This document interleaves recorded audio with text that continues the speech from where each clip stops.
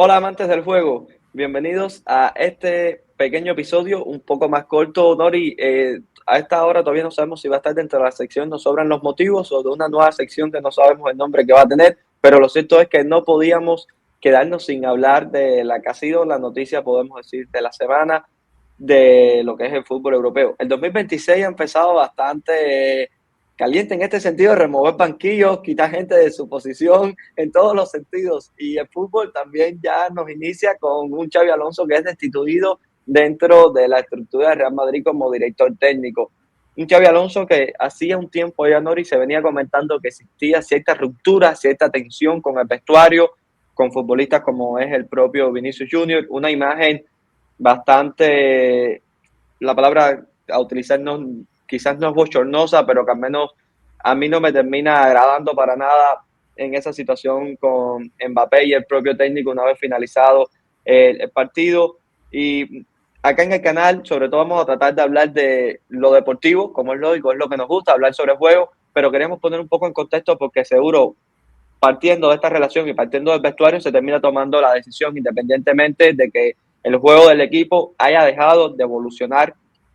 Y yo lo comentaba hoy en mi cuenta de Instagram, que creía sobre todo que una vez se regresó Jude Bellingham de esa lesión, un poco los planes se terminan traslocando, pues sobre todo dejamos de ver esa relación Güler-Mbappé, se dejaron de ver ciertos comportamientos que el equipo comenzaba a tener, pero también no es menos cierto de que a Bellingham había que darle entrada en el 11. Y de hecho, para The Game Changer, cuando Bellingham no estaba jugando, ya nosotros comenzábamos a dibujar en la cabeza esos esquemas incorporando el inglés, porque el inglés tenía que estar, pero no nos quedaba un 11 en el que se pudiera seguir potenciando las figuras. Sabíamos que alguien iba a terminar saliendo, unos futbolistas se iban a terminar sacrificando, y lo cierto es que, bueno, ya hasta cierto punto, hablando con el periódico de ayer en la mano, decir que Xabi Alonso no fue capaz de darle vuelta a la situación, sobre todo no solo mirando el tema de los resultados, por más que la goleada aquella sufrida frente al Atlético de Madrid sin duda es un causante, pero sobre todo a nivel de juego. No se vio evolución, Nori, a lo largo de estos 4 meses de competición, pudiéramos decir. ¿Cuál es el mayor sabor, el mayor mal sabor de boca que te deja sobre todo estos meses de Xabi Alonso, Nori? Quisiera comenzar por ahí. No, Monchi, un saludo para ti, para los que están del lado de la pantalla. Y bueno, a mí el sabor que me queda es que el sabor que casi siempre me queda cuando se destituye a un entrenador, ¿no? De injusticia. Injusticia en el sentido de que probablemente lo que llevara a la situación es lo que terminó ocurriendo, ¿no? El despido de Xabi Alonso.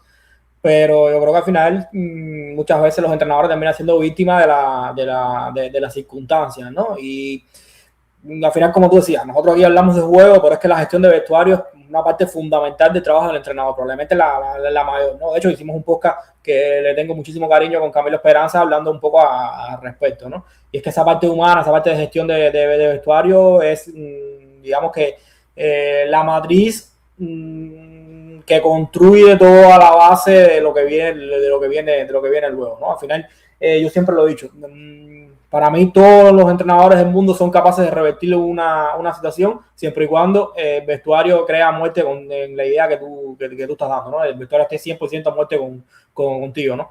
Si el vestuario no está contigo, creo que poco se puede hacer. Yo creo que es un poco lo que terminó pasando en este Real Madrid, y sobre todo viene dado, yo creo, sobre todo desde el punto de vista de que tiene jugadores de un nivel altísimo, super élite mundial, pero que son muy difíciles de encajar. Y eso es algo que, como tú decías, ¿no? Lo venimos hablando desde el principio de temporada. La confección de la plantilla de Madrid tiene muchísimos problemas a la hora de poner a los mejores y potenciar al colectivo. Yo creo que Ancelotti no pudo, que de hecho ahí quería caer, ¿no? Yo creo que al final vestir los zapatos de Ancelotti, lo ponía en Twitter, ¿no? Ponerse los zapatos de Ancelotti es una cosa que no es para todo el mundo. De hecho, es algo lo que lo comentaba Repo, ¿no? Nos lo comentó también en el podcast que hicimos, ¿no? Siempre es importante también ver a quién tú estás sustituyendo, ¿no? No es lo mismo sustituirle a un entrenador que lo hizo todo mal o sustituir a Carlos Ancelotti, ¿no? ¿Qué pasa? Que con Ancelotti yo creo que se perdió muchísimo la perspectiva la temporada anterior, ¿no? ¿Por qué? Porque se le llegaron muchísimos males por el simple hecho de no tener luz larga y ver más allá, ¿no? Ver que simplemente la mayor dificultad está en la confección de la plantilla.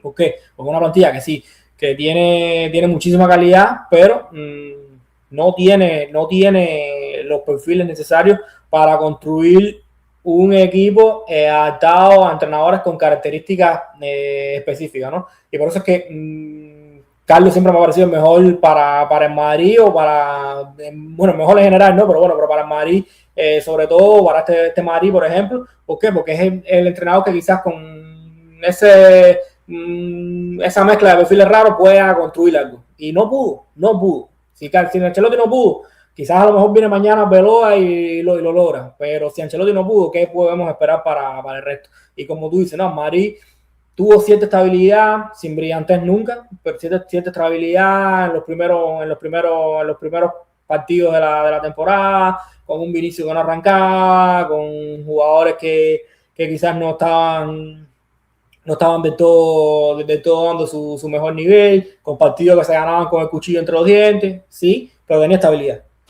Cuando cuando entró Bellingham, que al final ya se juntó Bellingham, Vinicius y Mbappé, ahí yo creo que todo fue lo más bajo y se ganaron partidos, algunos se jugaron mejor que otros, pero la sensación es que el equipo prácticamente navegó sin rumbo, ¿no?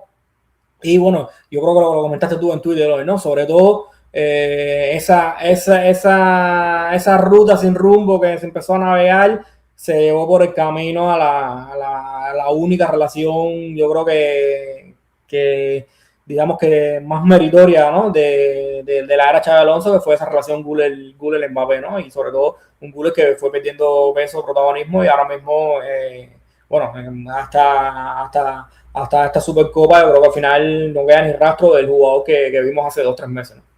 Y qué bueno que hables de esto, porque es que para The Game Changer cubrimos sobre todo esas primeras 10, 12 jornadas de la Liga Española y de Real Madrid. Estuvimos viendo todos los partidos y pudimos seguir de cerca cómo fue emergiendo esta relación, cómo se fueron potenciando incluso las cifras que se venían dando prácticamente a gol con asistencia por partido del turco y el francés, pero cómo de un día para otro, por la mera presencia de Jude Bellingham volviendo al 11, cómo todo se comenzó a desaparecer y no luego. Eh, Porque al final Mbappé, desde el primer día, sí, algo nos dejó claro Xabi Alonso, que el equipo estaba entregado, digamos, deportivamente a la figura de Mbappé. Luego, es un tema también de que has hablado muchísimo, de Mbappé y los contextos que es capaz de generar o no generar, cómo también termina influyendo en ese colectivo, termina potenciándolos o no. Pero lo cierto es que tanto con Ancelotti, pero también con Xabi Alonso, el mejor Vinicius lo vimos sin Mbappé en cancha, por ejemplo.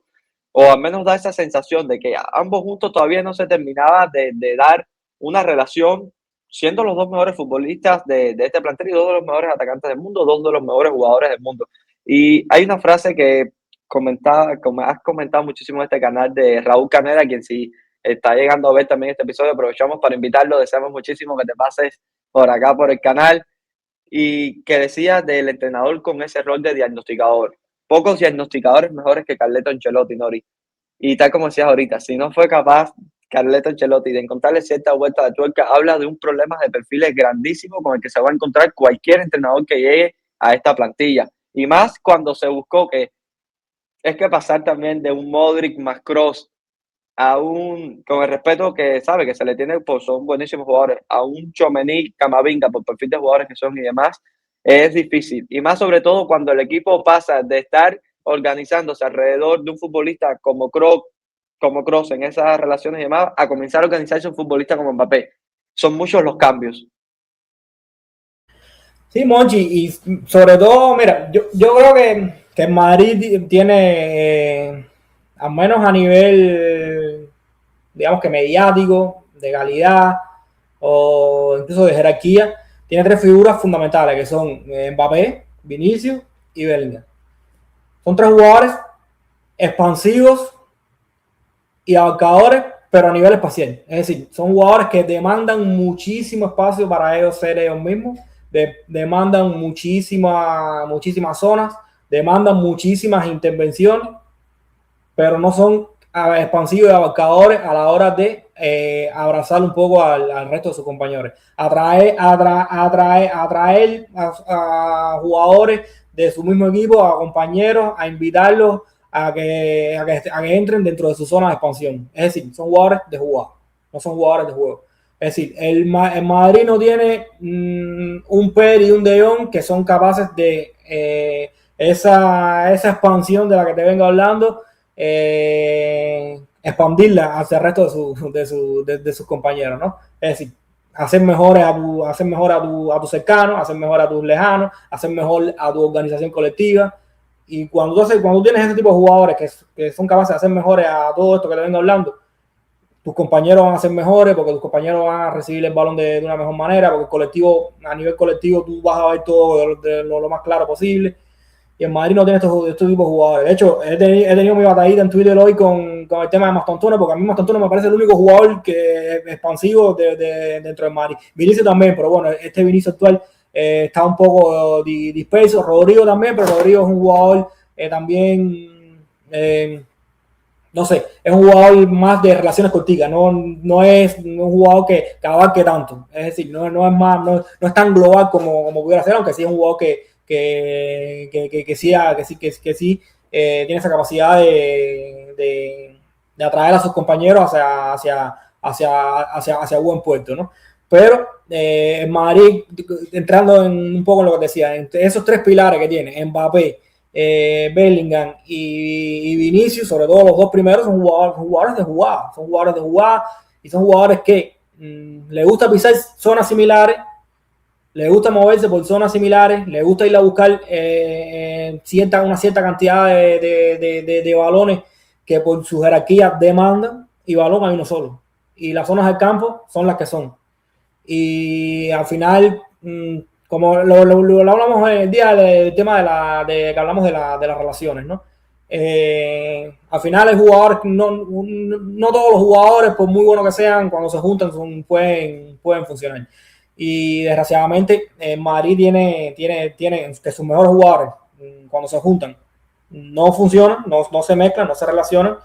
Desgraciadamente tiene problemas en otros perfiles de mediocampo que quizás pudieran ayudar a paliar un poco esto, ¿no? Esto que venía hablando, y para cómo tiene la desgracia, que para mí es la mayor desgracia, que sus cracks no son jugadores expansivos a la hora de atraer a sus compañeros, hacer mejor a sus compañeros, ¿no? Es decir, yo creo que quizás que se habla mucho y se habla de manera muy, digamos que muy a la ligera, ¿no? No, que Xabi Alonso quizás tenía que tomar decisiones valientes.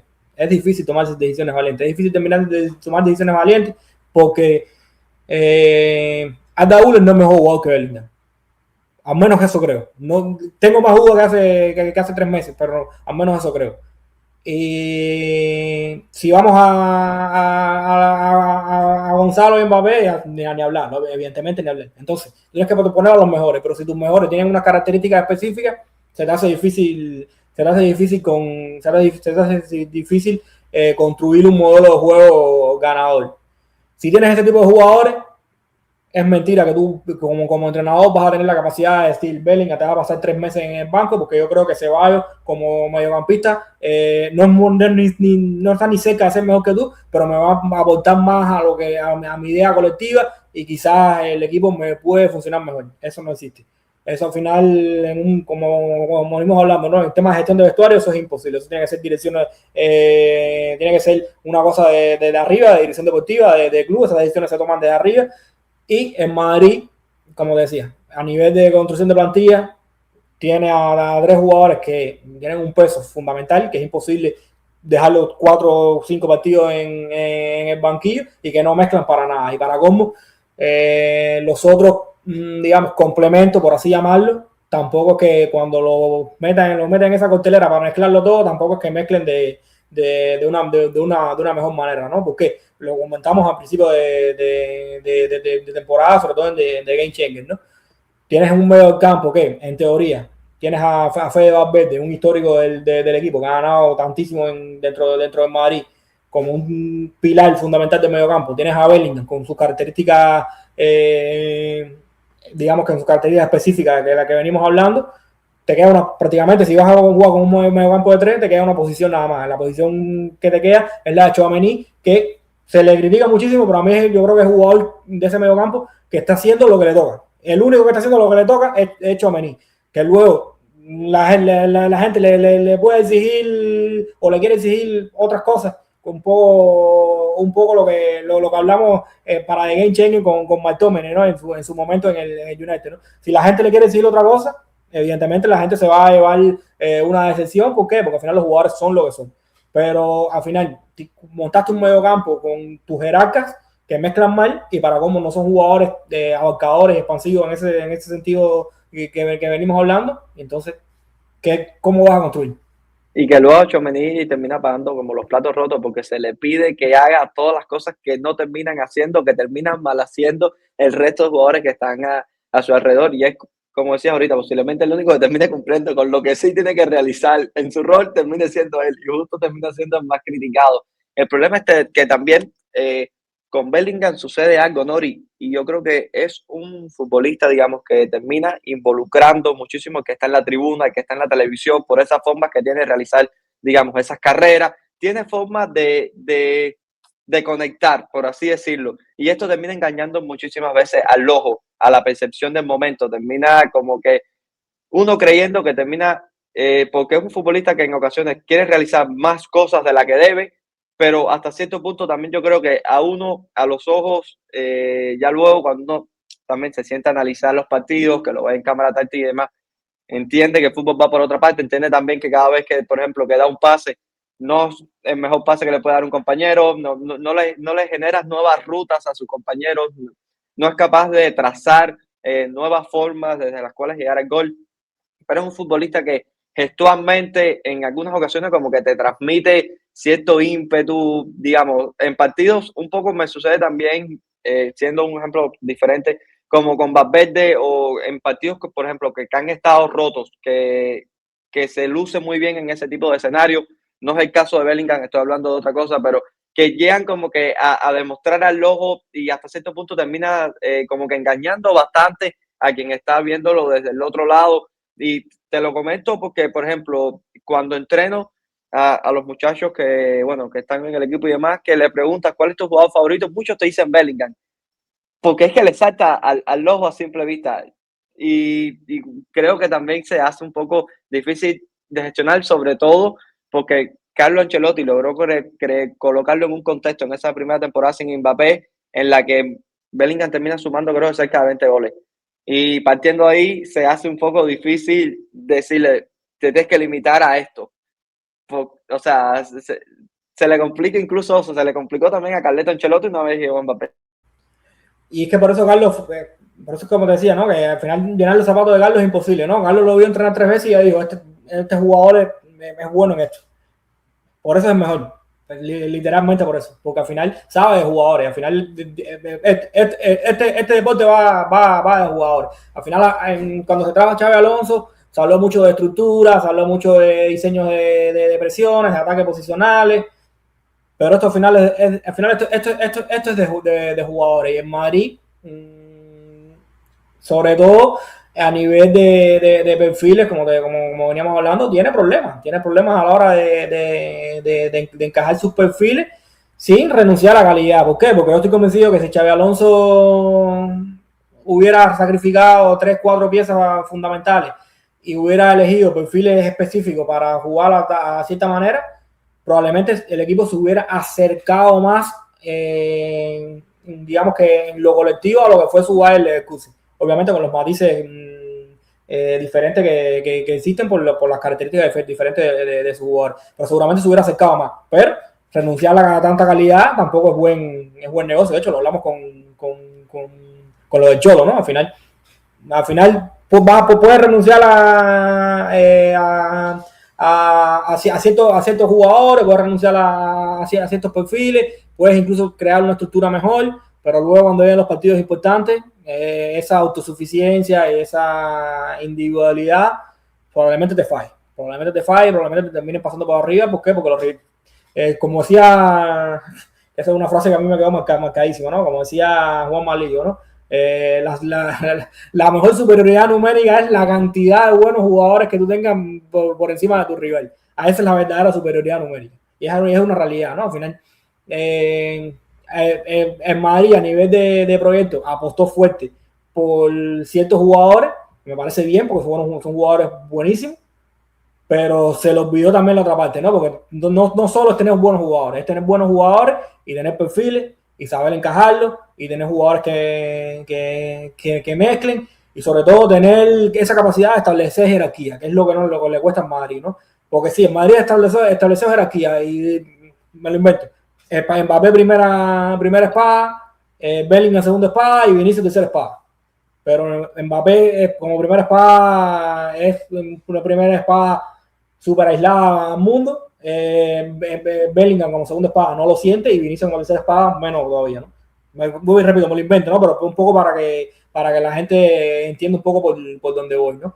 Y al final, que probablemente cuando tú tengas que establecer jerarquía, tienes que tener claro también esa capacidad que tienen los jugadores para adaptarse, ¿no? Porque, por ejemplo, siguiendo con Madrid, Benzema fue durante muchísimo tiempo segunda y tercera espada, pero cuando le tocó ser primera espada también lo fue, ¿no? Y lo fue de maravilla, ¿no? Pero Benzema era un jugador abarcador, un jugador que hacía mejores a sus compañeros, que buscaba hacer mejor a sus compañeros, no solo es hacerlo, no solo es, también es intentar hacerlo, ¿no? Y es lo que hablaba hoy en Twitter de Mastantuono, ¿no? Yo voy a Mastantuono a hacer cosas que al resto del Madrid no lo voy a hacer, incluso ni a Daule, porque Daule sobre todo lo voy a jugar de último pase, pero Mastantuono busca involucrar a sus compañeros, toca con ese fútbol argentino de toque me voy, de tirar paredes, de acercarse a ofrecer soluciones a la que la jugada está pidiendo, no solo esperar el balón en su lugar,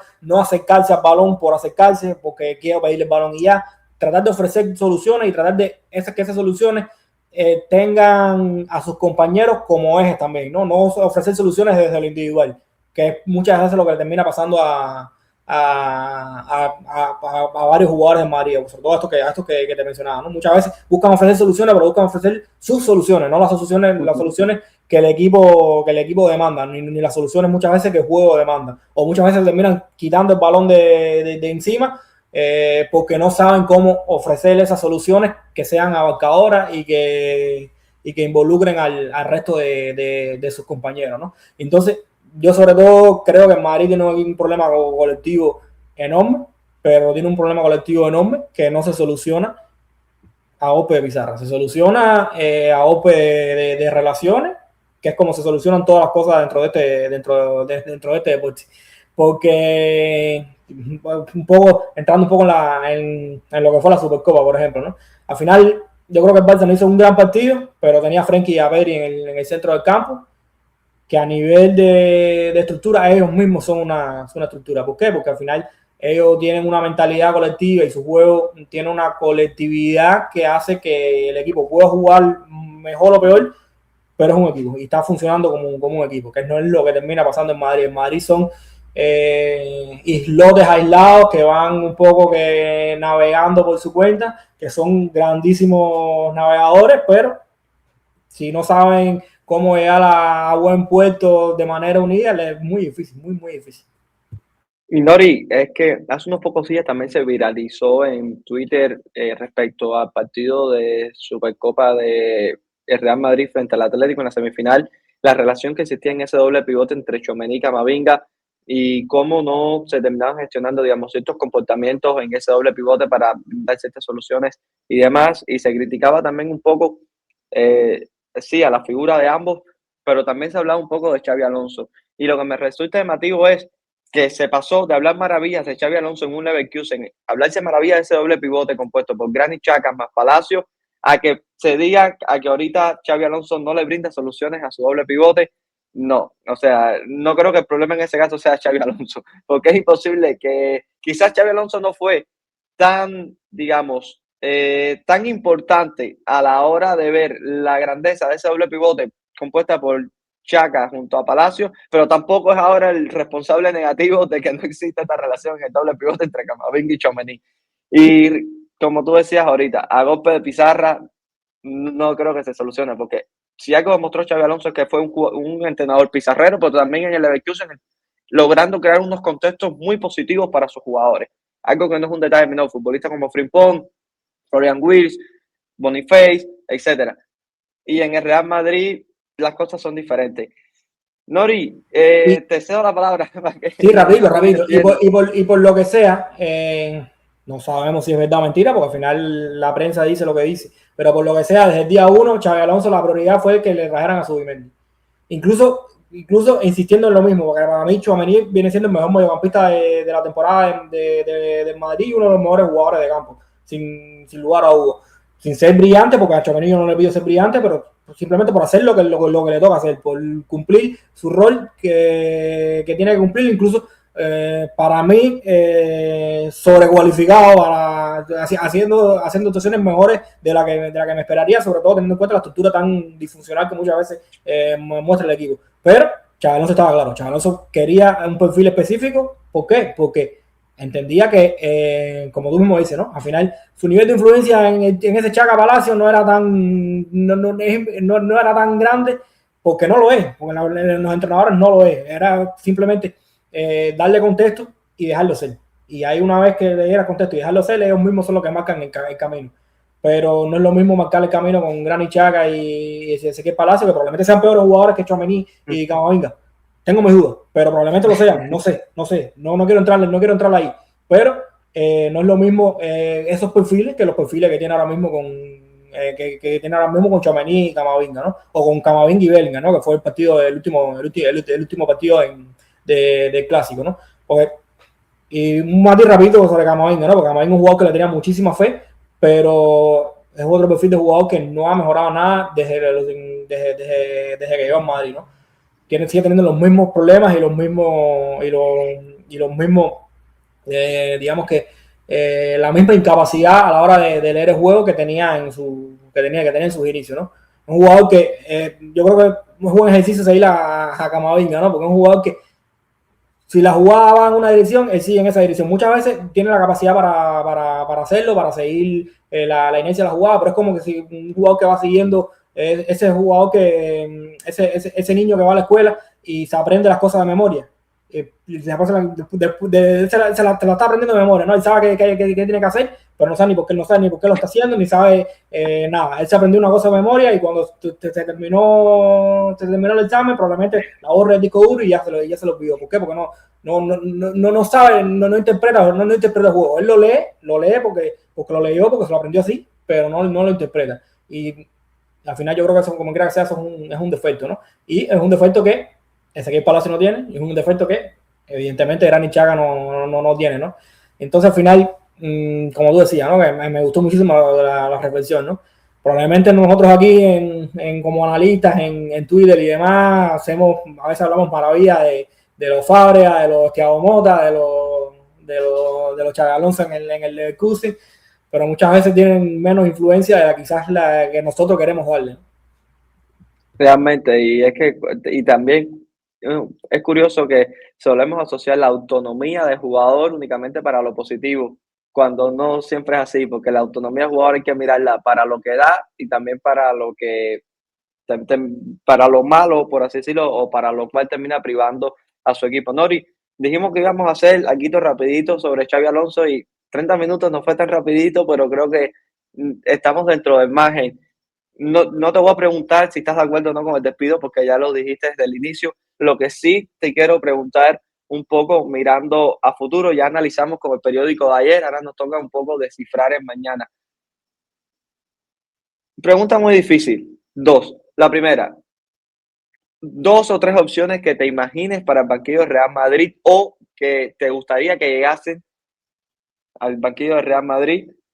Y otra opción, ¿qué debe uno esperar, sobre todo el aficionado de Real Madrid? ¿Qué crees que debe esperar de la llegada de Arbeloa, que a priori parece ser un interinato hasta agosto, independientemente de que si las cosas van bien se le pueda renovar? No conocemos. Pero ¿qué crees que debería el aficionado de Real Madrid esperar de Arbeloa?